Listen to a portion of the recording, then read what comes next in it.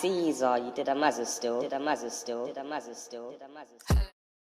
What's going on, guys? Welcome back to another video on MazzaProductions. It's almost the end of our pledge to daily December. As always, thank you for your ongoing support.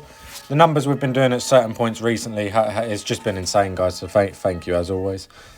Now, enough of waffling, let's get straight into today's video, which is who is the best pound-for-pound fighter in boxing right now. So I'll probably think of a more streamlined title than that.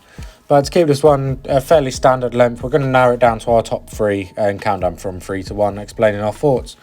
But if you'd like to see us break down a full list, maybe a tier list style video, feel free to let us know below in the comments. So for number 3, we're going to go for Naoya Inoue.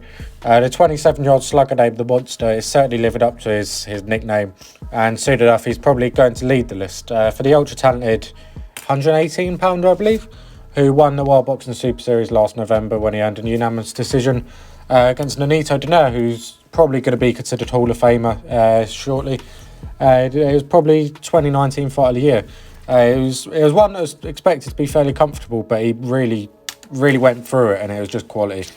It feels like it's just a matter of time before he's the pound-for-pound best fighter. After all, he put on another scintillating performance in his most recent fight on Halloween against it was Jason Maloney at the Maloney Brothers, I believe. He dropped him in the 7th and dominated every round pretty much. His punches, it's just the speed and the time, and they're just relentless. And if you haven't seen him fight, you need to. I know the lighter weight of boxing sometimes get overlooked just because they're not these big, huge gladiator-style men, but the level of boxing IQ you see at the lower weights is just insane. So yeah, he's the complete package. Watching him methodically destroy his opponents is mesmerising, so I definitely recommend, if you happen to have not seen him, please do check him out, because he's unbelievable. Now, controversial, but for number 2, I'm going for Terrence Crawford, which means I am technically leaving Errol Spence Jr. out of the top 3, but I'll get into reasons at some point.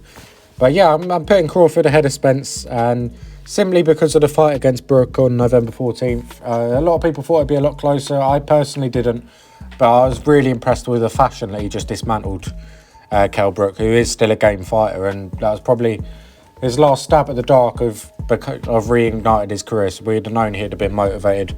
And yeah, I know Spencer's just got a good win over Garcia, but I personally think the way Crawford evolves every fight is just insane.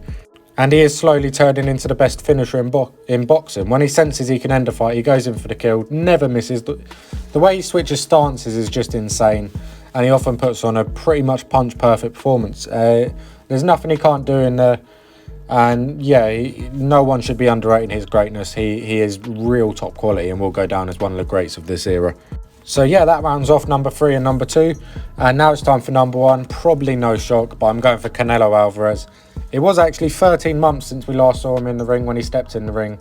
And he looked like the best boxer in the world, as usual. It was the weekend before Christmas, and he battered and bloodied a talented super middleweight in Callum Smith.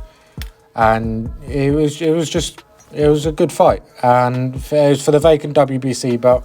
While some may have Crawford as the number 1 pound for pound, I don't know how you can't give it to Canelo. His resume is just insane, especially since the Mayweather loss. He's evolved every single fight, and you see different things like the head movement, which he showed against Smith, to be fair, but he also showed it properly against Jacobs, and he just sums up the GOAT of this generation. He's definitely the best fighter of this generation, there's no doubt about it.